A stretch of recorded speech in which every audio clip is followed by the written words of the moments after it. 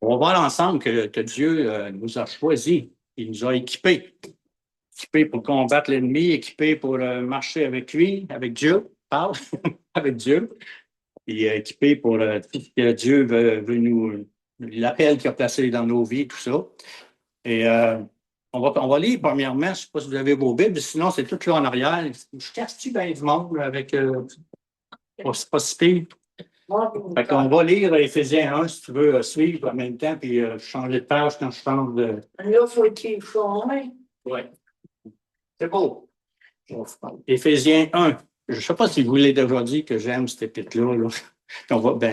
D'ailleurs, elle ne s'appliquait pas seulement à Éphésiens, parce que Paul le dit justement au verset 1. Paul, apôtre de Jésus-Christ, par la volonté de Dieu, aux saints, ça c'est nous autres, qui sont à Éphèse, on dit de la Madeleine, et aux fidèles en Jésus-Christ, ça c'est nous autres encore plus.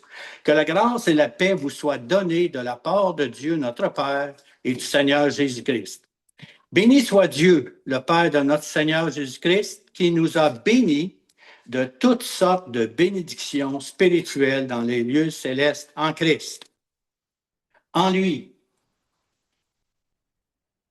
Dieu nous a élus avant la fondation du monde pour que nous soyons saints et irrépréhensibles devant lui. C'est-tu spécial pareil, hein, que Dieu nous avait choisis avant de fonder le monde, là, avant Genèse, là, le premier livre de la Bible. Dieu nous avait connus, il nous connaissait déjà. Il nous avait élus avant la fondation du monde pour que nous soyons saints et irrépréhensibles, irréprochables devant lui. Nous ayant prédestinés ou destinés d'avance dans son amour à être ses enfants d'adoption par Jésus-Christ selon le bon plaisir de sa volonté, à la louange de la gloire de sa grâce qu'il nous a accordée en son bien-aimé. En lui, nous avons la rédemption par le sang ou le rachat par son sang, la rémission des péchés ou le pardon des péchés, dans d'autres versions, selon la richesse de sa grâce. En lui, là, je saute un petit peu, là, un petit peu plus loin. On va continuer au verset 11. C'est beau, je fais bien ça. En lui, nous sommes aussi devenus héritiers, ayant été destinés d'avance, suivant la résolution de celui qui opère toutes choses d'après le conseil de sa volonté, afin que nous servions à la louange de sa gloire, nous qui d'avance avons espéré en Christ.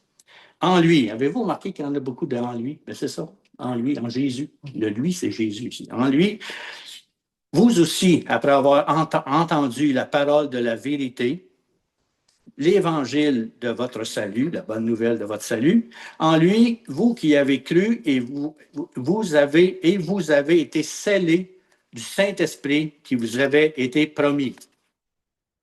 Lequel Saint-Esprit est un gage ou un gage, c'est un bien qui est remis en garantie d'une dette, est un gage de notre héritage. Le Saint-Esprit est un gage de notre héritage pour la rédemption de ceux que Dieu s'est acquis à la louange de sa gloire. Amen.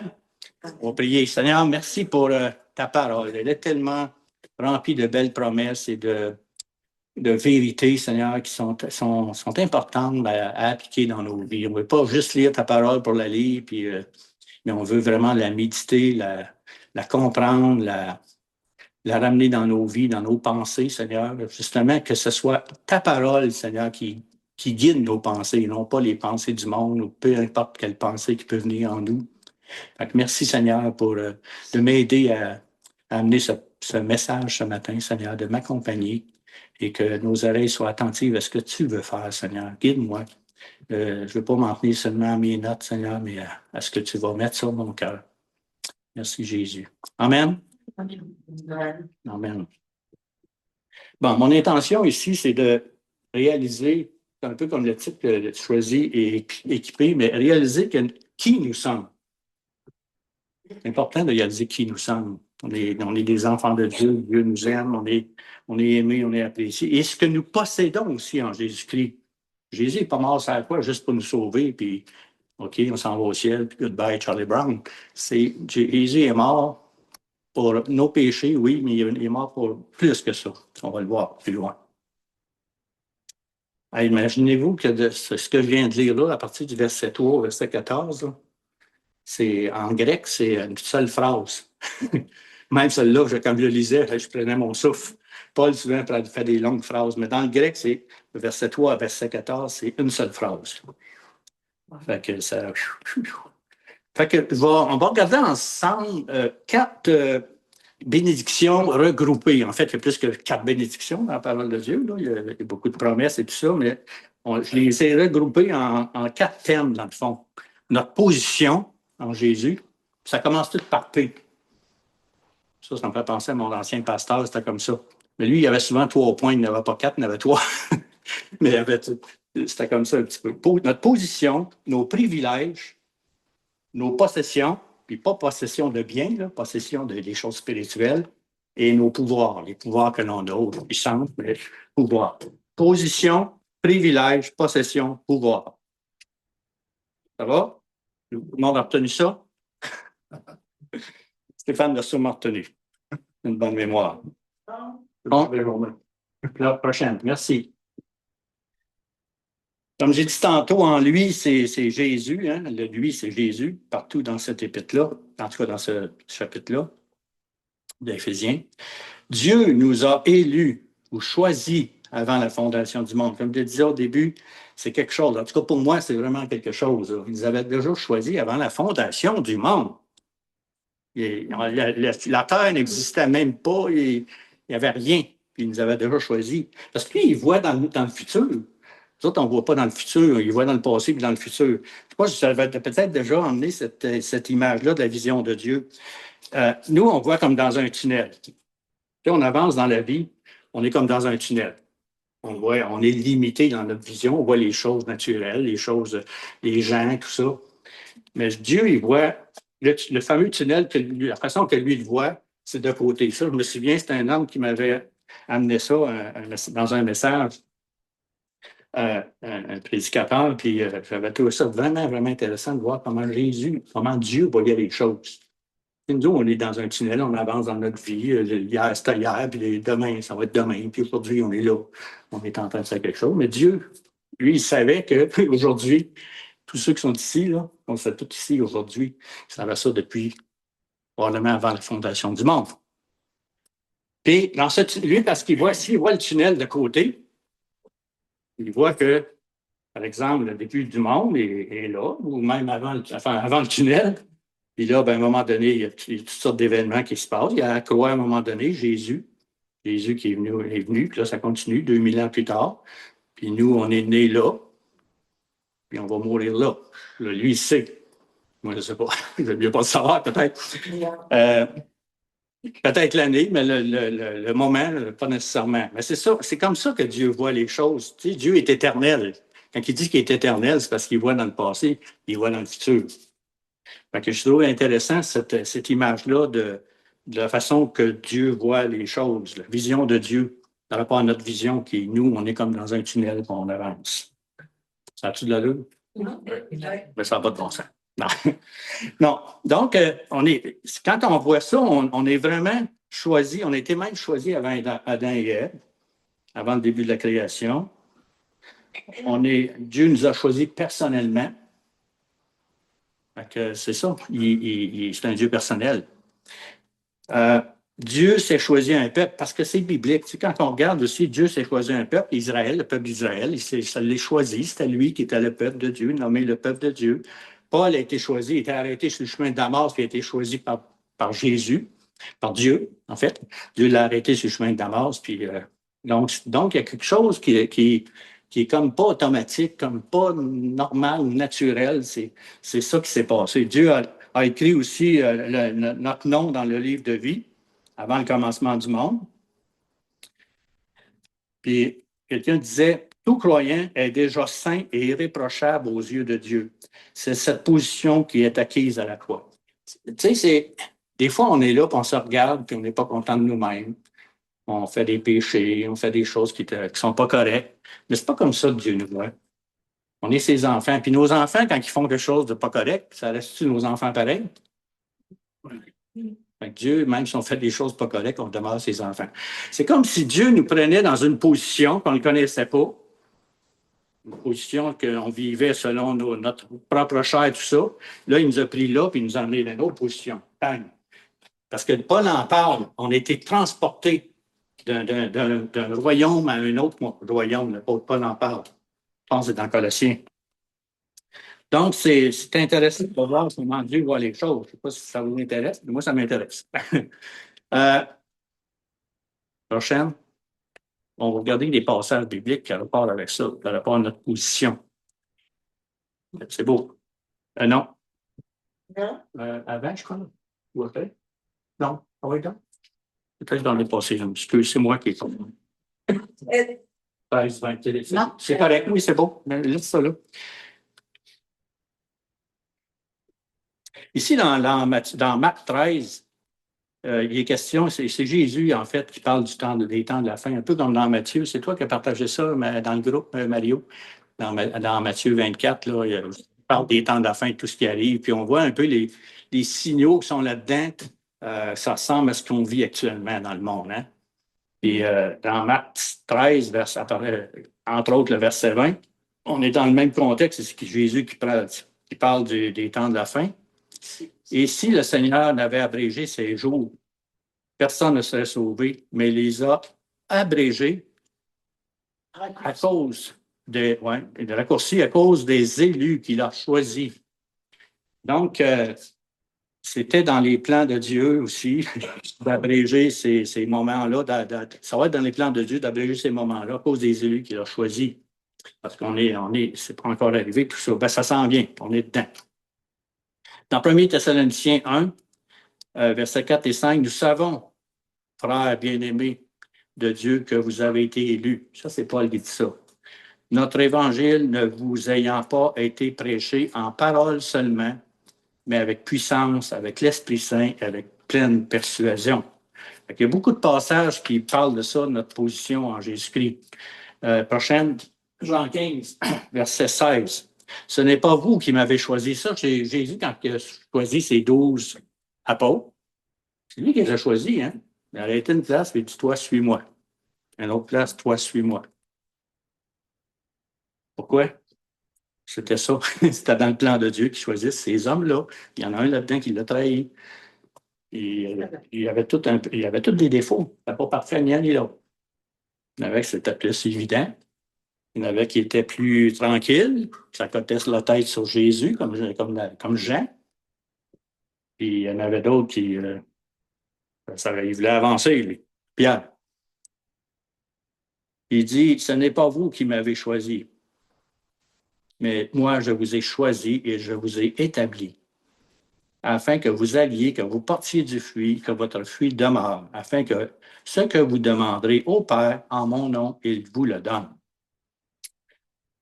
Ce que vous demanderez au Père en mon nom, il vous le donne. Marc 3, 13. Il monta ensuite sur la montagne, il appela ceux qu'il voulut, c'est Jésus, et ils vinrent auprès de lui. Il en établit 12 pour les avoir avec lui. Puis après ça, il les nomme, toutes les 12, à partir de Simon, puis il nomma Pierre et tout ça.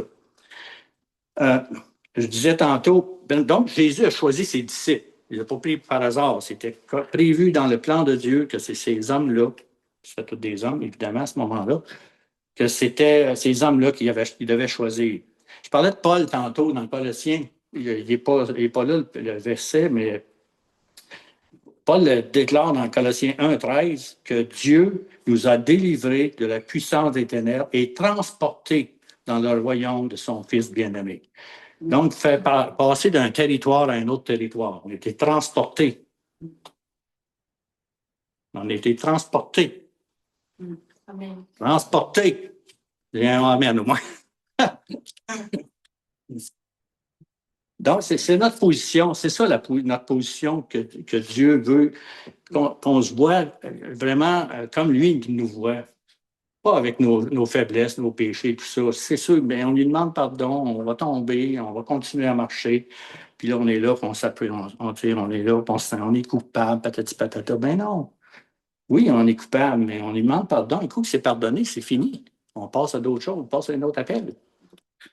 Amen. 1 Jean 3. Ouais, oh Dieu, tu fais ça, tu fais bien ça. C'est que je te vois bien. Ah non, c'est bon. C'est en plein ça qu'il fallait que tu fasses. Merci Seigneur. 1 Jean 3, le 1a. Voyez quel amour le Père nous a témoigné pour que nous soyons appelés enfants de Dieu, et nous le sommes. Comme je disais tantôt, nos enfants restent nos enfants, même si des fois ils font des choses, des erreurs, puis tout ça, ils restent nos enfants quand même. Ils vont en commettre, puis on en a commis nous autres aussi. Fait que Dieu, même si on fait des erreurs, on reste ses enfants. Il ne nous reniera jamais. On est ses enfants.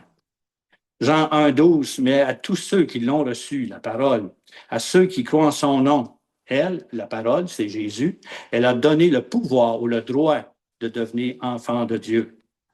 Donc, vous êtes des enfants de Dieu. Vous êtes des enfants de Dieu. Donc, vous êtes trop tranquille le matin. On va vous chicaner. Je pense qu'on a chanté ça tantôt. Hein? Non, c'est pas celui-là, le psaume 139. Ça, c'est une autre chose que c'est David hein, qui connaît, qui voit Dieu, comment il réalise comment Dieu le connaît. Dans le psaume 139, ça dit « C'est toi, Dieu, qui as formé mes reins, qui m'as tissé dès le sein de ma mère. Je te loue de ce que je suis une créature si merveilleuse.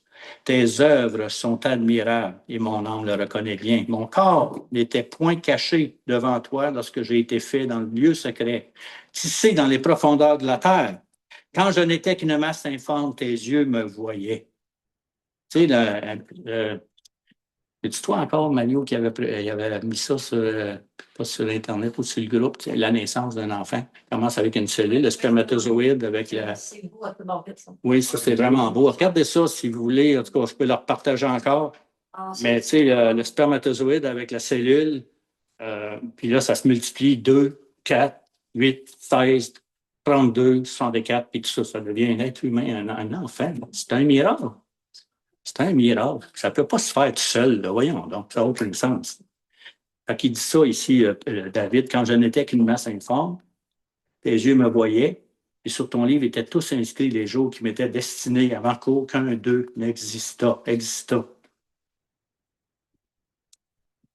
Bon, ça c'est des mineurs. Des mineurs d'une mine de charbon. C'est l'exemple d'un petit garçon qui attendait son père à la sortie d'une mine de charbon. L'as-tu reconnu?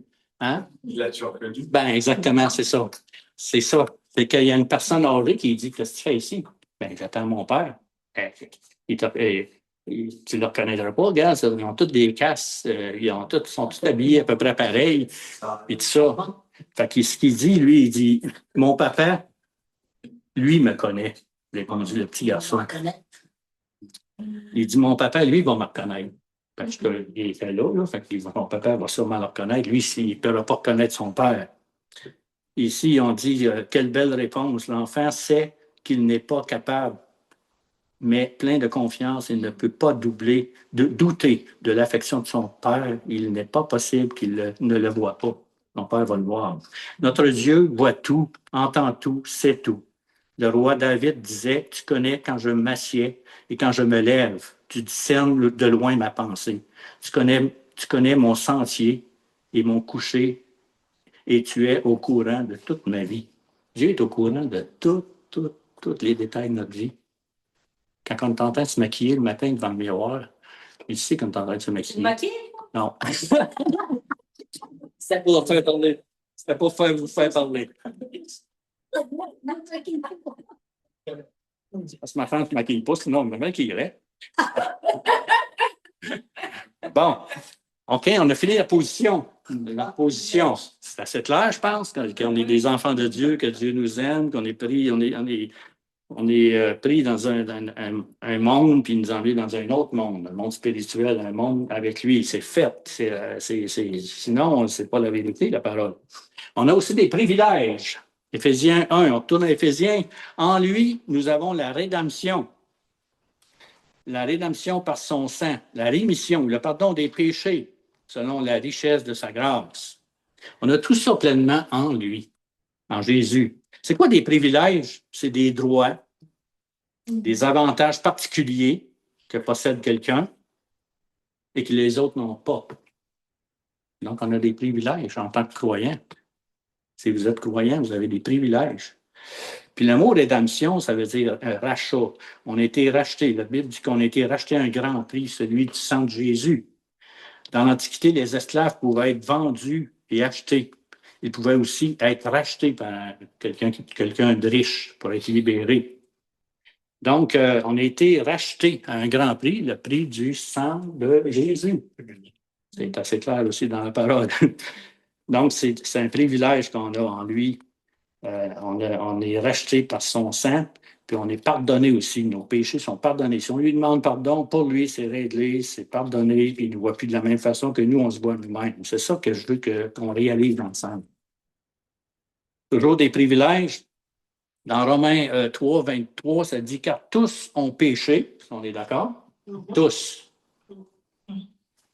Et sont privés de la gloire de Dieu. Dans une autre version, sont privés de la présence glorieuse de Dieu. Le péché nous empêche d'avoir cette relation avec Dieu. C'est pas que lui, il veut pas avoir une relation avec nous. C'est comme le péché, ça met comme un mur entre les deux.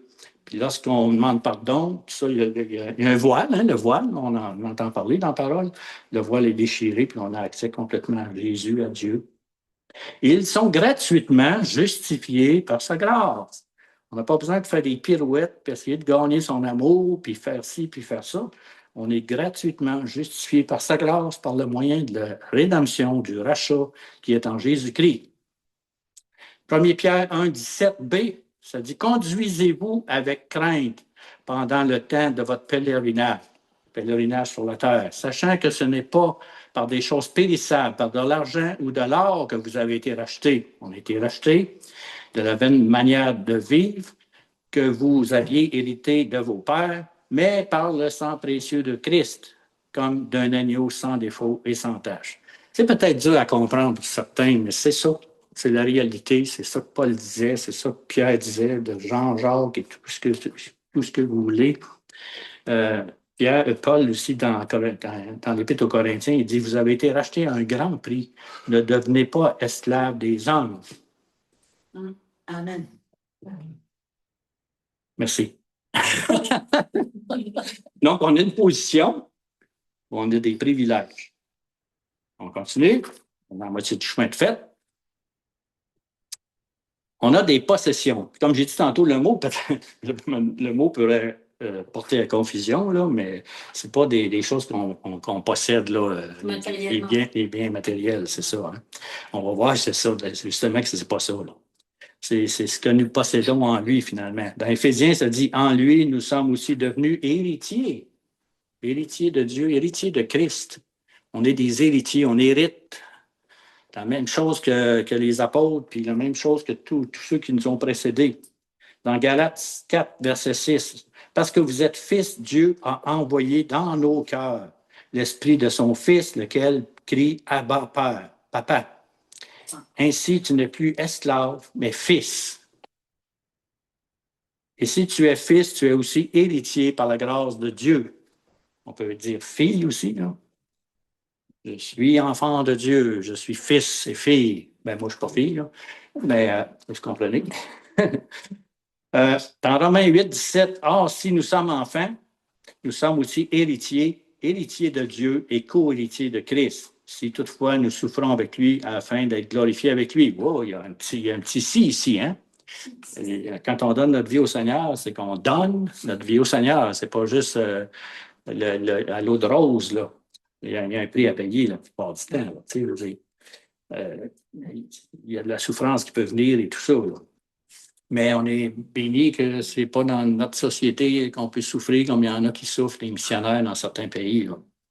C'est quoi notre héritage d'après vous autres? Là, on parle ici, on est héritier. C'est quoi? On hérite de quoi? Yes. Entre autres, ben, il y a bien d'autres choses. Parce que ça disait hein, qu'on a des bénédictions spirituelles dans... Oui. Le Saint-Esprit. On a l'autorité dans le nom de Jésus de pouvoir guérir les malades, de délivrer les gens des démons, des esprits mauvais. Et dons spirituels.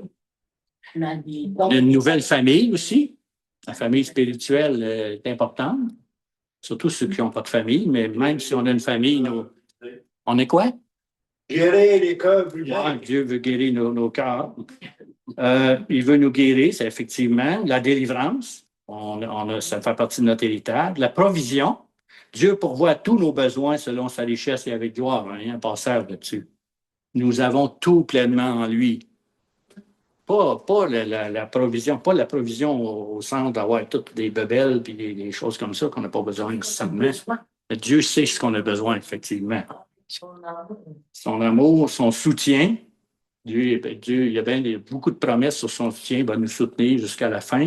Son repos, on peut entrer dans son repos. C'est un peu. Oui. Exactement tout ce qui est écrit là. Ça paie. Ce qui était écrit là. Il est là? Oui, OK. Sa justice. Sa sagesse. Sa joie. La joie de Dieu. La paix.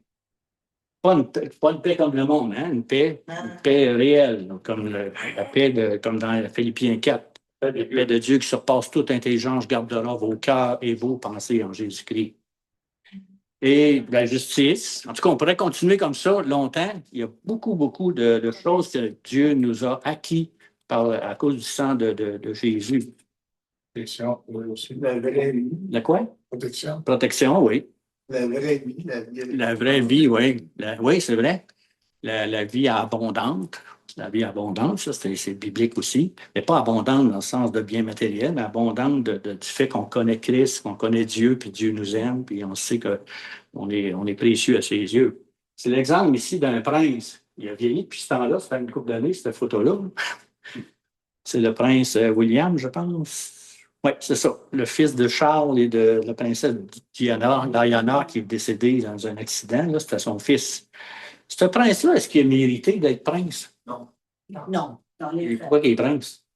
Parce que ça son base. Il est né dans une famille royale. Mais nous, on est nés dans une famille royale. Savez-vous? Parce que Dieu, on chante souvent, Dieu est le roi des rois. C'est ça, le Seigneur des Seigneurs. Donc, il n'est pas né, puis c'est pas à cause qu'il est fin, puis il est beau, puis ici, puis ça, quoi qu'il est pas laid. Pas son père, une chance.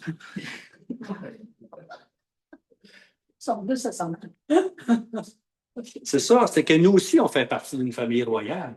Parce qu'on en est conscient, vraiment. Là. C'est ça, puis c'est important. On fait partie d'une famille royale, celle du roi des rois. Puis c'est pas, on est des princes et des princesses, des femmes, pas à cause de nos mérites, notre tempérament, notre beauté, notre bonté, mais à cause du lien familial avec Dieu. Donc, on possède tout ce qui appartient à notre roi, au roi des rois, comme lui possède, ce prince-là possède aussi tout ce qui appartient.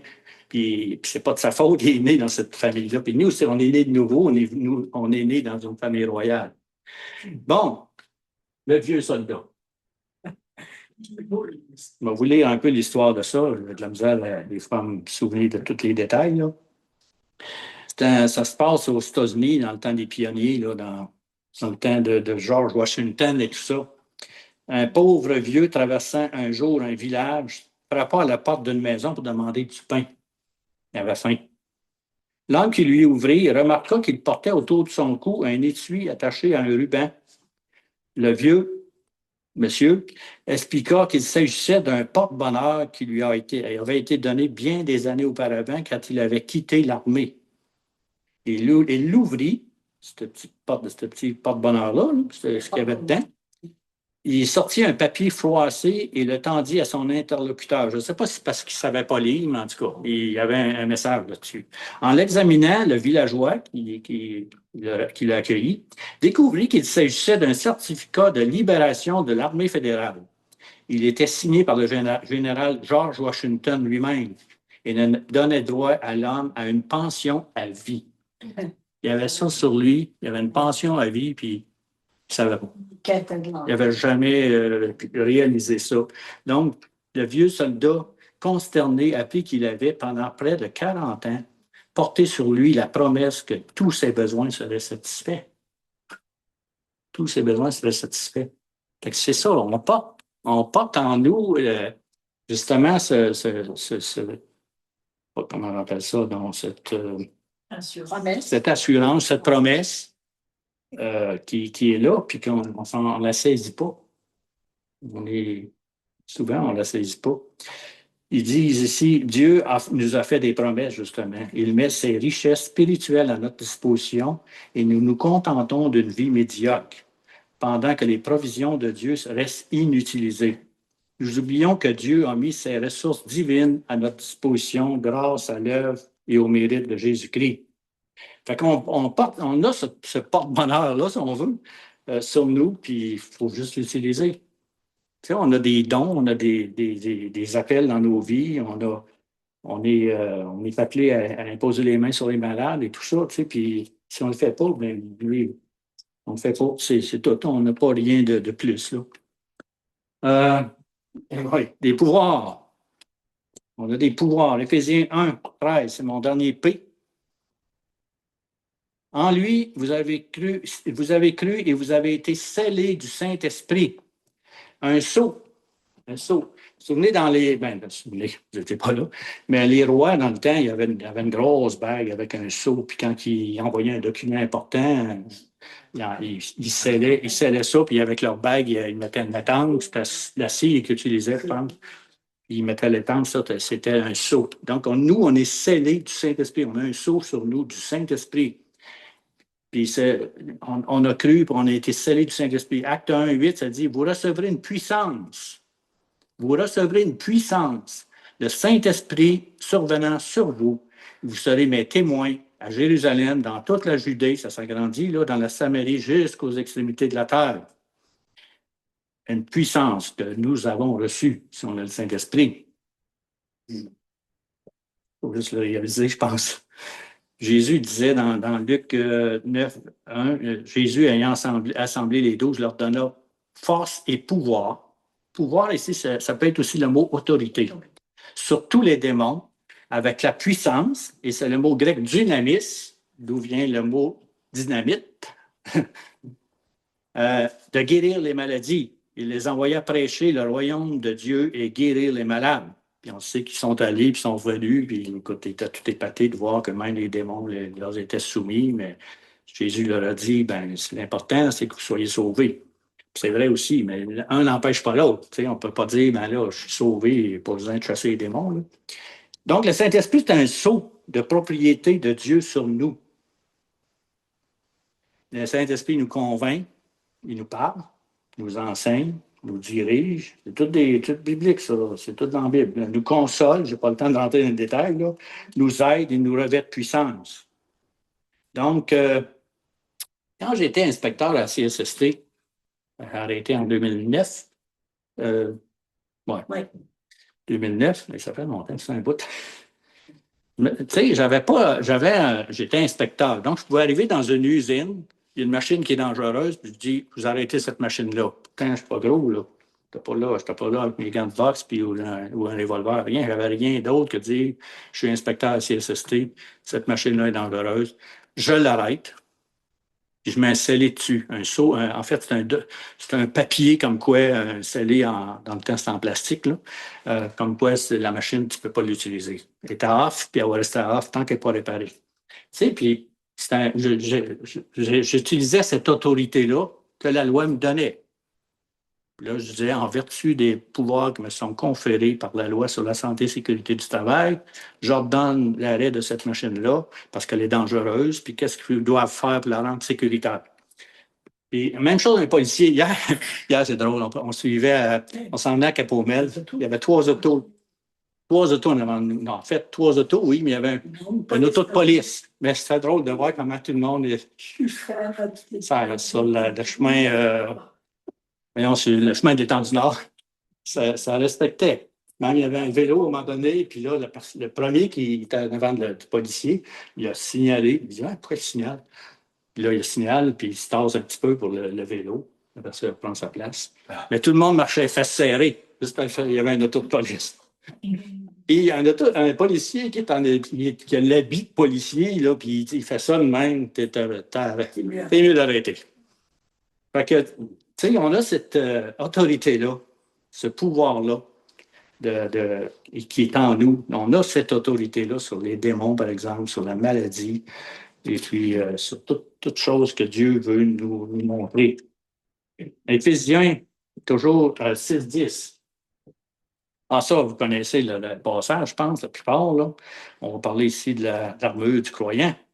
Au reste, fortifiez-vous dans le Seigneur. Ça, c'est Paul qui dit ça. Et par sa force toute puissante.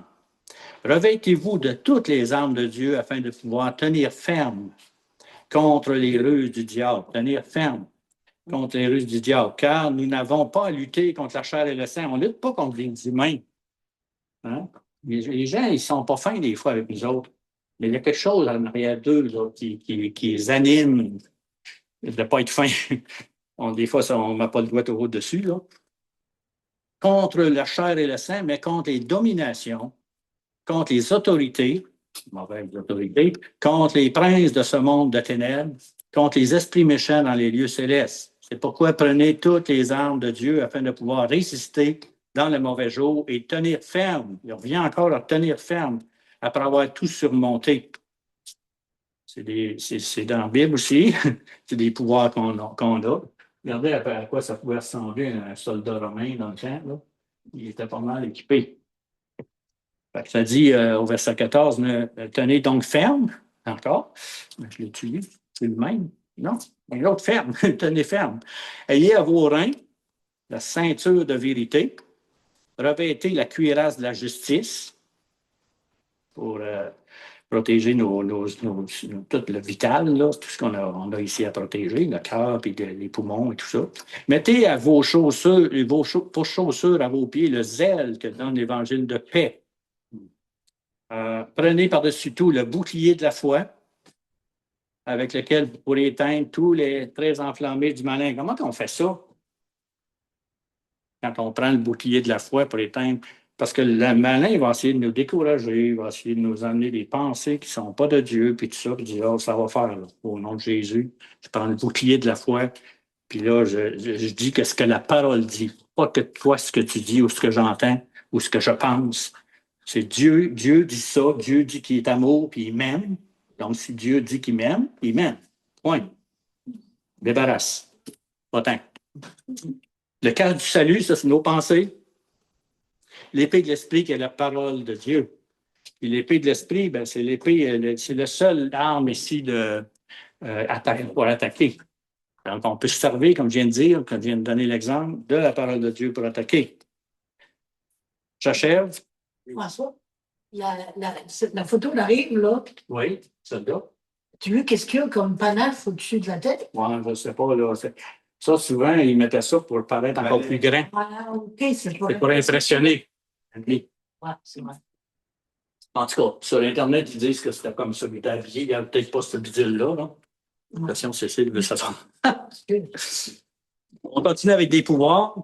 Dans Hébreu, vous connaissez, et puis j'en parle souvent, je pense à Hébreu 4, verset 12, ça dit « Car la parole de Dieu, elle est vivante et efficace. Elle est vivante et efficace, plus tranchante qu'une épée quelconque à 2 tranchants, pénétrante jusqu'à partager âme et esprit, jointure et moelle. Elle juge les sentiments et les pensées du cœur. Elle est vivante et efficace. » Jésus s'en est servi de la parole, hein? Quand le malin, Satan, a essayé de l'attaquer là, de tous les côtés, parce qu'il venait de jeûner 40 jours, on voit ça entre autres dans Luc 4. Qu'est-ce qu'il répondait? Il répondait par la parole. Il est écrit. Il est aussi écrit, parce que l'ennemi s'en servait aussi de la parole, mais il s'en servait hors contexte. Là, Jésus disait, il est aussi écrit. Il utilisait la parole comme un réma. Ça va faire, là, tu vas me lâcher dans le guide, puis c'est ça qui est écrit, débarrasse. Viens plus dans mes pensées. Donc, je suis rendu à la conclusion. Je vais faire votre affaire. Quelle heure qu'il est, hein? Es-tu juste... Oh! Miracle. Si vous voyez le miracle aujourd'hui. Nous avons des pouvoirs et nous portons le sceau de Dieu pour faire face à toute situation. Conclusion, donc, on a une position, hein, on est équipé, Dieu nous a choisis, il nous a mis à part pour lui.